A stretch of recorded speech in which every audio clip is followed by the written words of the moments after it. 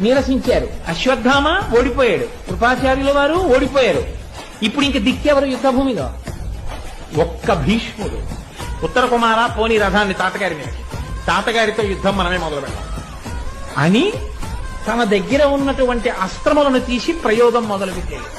మొదలు పెడితే భీష్ముడు తక్కువడా? ఆయన వాటిని ఉపసంహారం చేశాడు.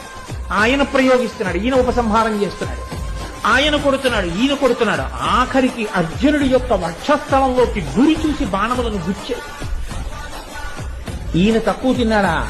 రథచకు కాపలాగా ఉన్నటువంటి వాళ్ళని కూల్చి భీష్మాచార్యుల వారి యొక్క ధనస్సు విరగ్గొట్టి భీష్ముడి యొక్క భుజంలో ఒక బాణం వెళ్లి లోతుగా గుచ్చుకునేటట్టు వేశాడు. ఆ బాణపు దెబ్బకి తొట్టుబడి నిలబడలేక ఒక్కసారి తూలి రథం యొక్క నొసలు పట్టుకుని నిలబడ్డాడు భీష్మాచార్యులు. చాలు.